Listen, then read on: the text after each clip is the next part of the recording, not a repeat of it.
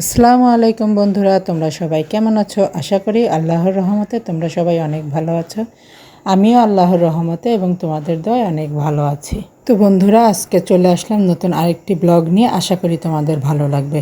তো আমি এখানে মাসকলাইয়ের ডাল রান্না করব আজকে। তো মাসকলাইয়ের ডালটা আমি সবসময়ই ব্লেন্ডারে একটু পাউডার করে নিই, জানি রান্না করতে একটু সুবিধা হয়, তাড়াতাড়ি সেদ্ধ হয়ে যায়। তো আমি ব্লেন্ডারে পাউডার করে ডালটা বসিয়ে দিয়েছি রাইস কুকারে, জানি হয়ে যায় তাড়াতাড়ি। তো রাইস কুকারে আমার রান্না করতে বেশি ভালো লাগে, সুবিধা লাগে, পড়ে যাওয়ার ভয় থাকে না কোনো কিছু। তো এখানে আবার আমি কিছু মরিচ এনেছিল, এগুলো বোটায় রাখতেছি। এগুলো বোটায় রাখলে নষ্ট হয় না, আমি সবসময় এভাবে বোটায় রাখি।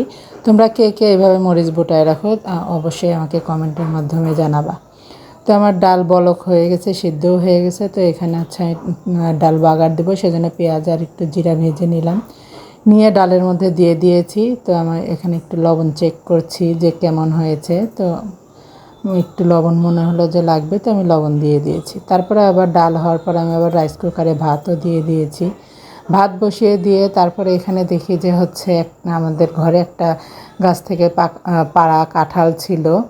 তো 2 দিন আগেই পেরেছিল, তো এটা পেকে গেছে। তো এটা সেজন্য একটু ভেঙে দিচ্ছি যে সবাই এখন একটু খেয়ে নিক, যেহেতু এখন 11টা, সাড়ে 11টা বাজে। তো সবার একটু ক্ষুধা লেগেছে।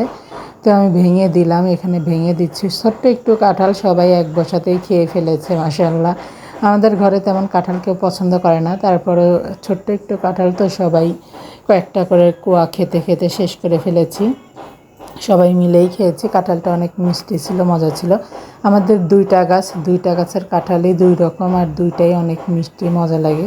তারপর আমি কাঁঠাল খেয়ে তারপর উপরে চলে এসেছি। দেখো আজকে ছাদ ভর্তি কাপড় চোপড়। আমি আজকে সকালবেলা ঘুম থেকে উঠে অনেক কাপড় চোপড় ধুয়েছি, অনেক কাপড় চোপড়। ঈদের মধ্যে এদিক ওদিকে একটু ঘুরে বেরিয়েছি, তো সেগুলো ধোয়া হয় নাই, মেঘলা মেঘলা ছিল এতদিন। তো আজকে অনেক রোদ বের হয়েছে, তো আমি কাপড়গুলো ধুয়ে দিয়েছি সকাল সকাল ঘুম থেকে উঠেই। তো এখানে আমি কাপড়গুলো উঠিয়ে নিচ্ছি, যেহেতু নতুন কাপড়, এগুলো বেশিক্ষণ রোদে থাকলে নষ্ট হয়ে যাবে কালারটা।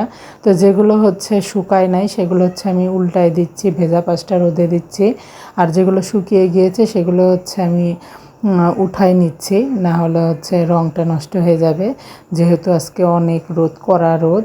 তারপরে আবার দেখতেছি যে মেঘও লাগতেছে, তো বৃষ্টি হয় নাই, শুধু মেঘই ছিল। তো এখানে আমি সব কাপড়গুলো ভাঁজ করে নিচ্ছি। মহিলাদের আসলে কাজই শুধু কাজ, কাপড় এক বালতি বালতি কাপড় দাও, আবার সেগুলো ভাঁজ করো। আমার কাপড় ধুতে বেশি খারাপ লাগে না, কিন্তু এগুলো ভাঁজ করতে গেলে আমার অনেক খারাপ লাগে, অনেক মনে হয় যে কষ্ট লাগে।